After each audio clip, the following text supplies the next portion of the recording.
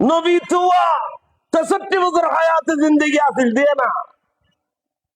63 বছর আগেও কি নবী এতেন আসিল, ফরো হুজুর দুনিয়াতুন গেই গণ্য করে। 63 বছর তো কোরআন কি 63 বছর নয় না? খসা এখন কোরআন ওরকম আছে না?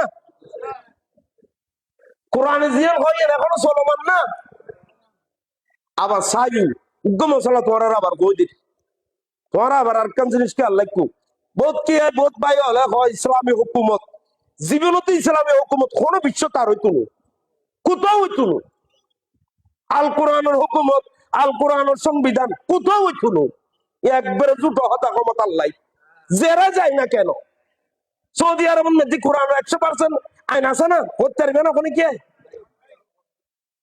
কোন মিডিল ইস্টে আছে না? 100% পাইতো না কে? আল্লাহ রসুল কই যে আর পরে খেলাফতের দৌর ইসলামী হুকুমত 30 বছর থাকবে। এই 30 বছর সিদ্দিক আকবর ফারুক আজম উসমান জিন্নুরের মৌলা আলী জেল কোথা থাকবে? এটা লাইতারা নারা হলো বাইরে আসে দিন কইছে, বুঝছো না? না বুঝো?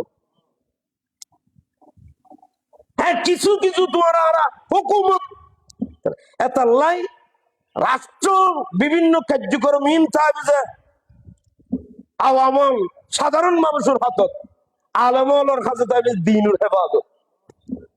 দিন ধর্ম রক্ষার ব্যাপারে তখন বলবো যে আলেমল, দেশ রক্ষার হলে তখন বলবো যে সাধারণ হল। ঠিক না বেটি?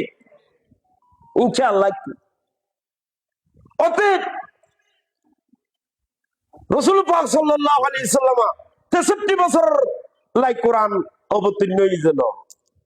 একেবারে আউয়ালিন আখিরিন তা কিয়ামত আবাদুল আবাদুল্লাহ আল্লাহ কোরআন পাক নাযিল করেছে। ঠিক না? তো আল্লাহ গদ্দ নবী অনরতায় সাক্ষী হিসেবে ফাটায় শাহেদ, অনেক শাহেদ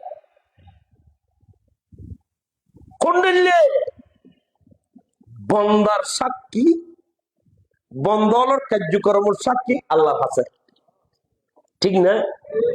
বন্দার কার্যক্রম ক্ষণে করলে করছি, ক্ষণে মাহফিলত গিয়ে ঘরে ন যায়, ক্ষণে ইমাম নিয়ে ঘরে ন মানে ক্ষণে করলে সেই দেখো জিম ব্যাগ দিন প্যারা মুস্তফা সাল্লাল্লাহু আলাইহি ওয়াসাল্লাম এটা আমি আবদে আজলের মধ্যে মওজুদ। আলহামদুলিল্লাহ।